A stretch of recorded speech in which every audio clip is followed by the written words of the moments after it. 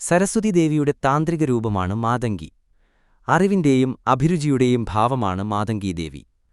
അതിബുദ്ധിശാലി എന്ന അർത്ഥം വരുന്ന മതി എന്ന ശബ്ദത്തിൽ നിന്നാണ് മാതംഗി എന്ന പേര് വന്നത്. മരതക പച്ച നിറമുള്ള മനോഹരിയാണ് മാതംഗീദേവി. വീണാധാരിണിയാണ് രാജമാതംഗി. വാക്ചാതുര്യം, സംഗീതം, വിദ്യ എന്നിവയെല്ലാം മാതംഗീദേവിയുടെ അധീനതയിലാണ്. നൃത്തം, സംഗീതം, സാഹിത്യാദികളിൽ മികവിന് മാതംഗിയെ ധ്യാനിച്ചാൽ മതി. മഹാഭാരതത്തിലും രാമായണത്തിലും പരാമർശിക്കപ്പെടുന്ന മാതംഗ മഹർഷിയുടെ പുത്രിയാണ് മാതംഗീദേവി.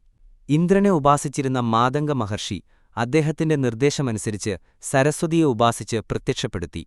സരസ്വതീദേവി മാതംഗന്റെ പുത്രിയായി ജനിക്കാമെന്ന് വാക്കുനൽകി. അപാരവും അനിർവചനീയവും താരതമ്യത്തിനതീതവുമായ സരസ്വതീ ചൈതന്യം മാതംഗിയായി ആവിർഭവിച്ചു എന്നാണ് ഐതിഹ്യം.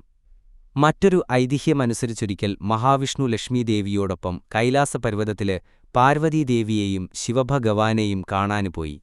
ശിവന് കാണിക്കയായി ചില ഭക്ഷ്യവസ്തുക്കൾ മഹാവിഷ്ണു കരുതിയിരുന്നു. അത് ശിവന് സമർപ്പിച്ചപ്പോൾ അതിന്റെ ഒരു ഭാഗം ഭൂമിയിൽ പതിച്ചു. ആ വീണുപോയ ഭാഗത്തുനിന്ന് ഒരു ശ്യാമവർണ്ണ രൂപിണിയായി ദേവി ജനിച്ചുവെന്നാണ് ഐതിഹ്യം. ഇതുപോലെയുള്ള കഥകൾ കേൾക്കാൻ ചാനൽ സബ്സ്ക്രൈബ് ചെയ്യുക.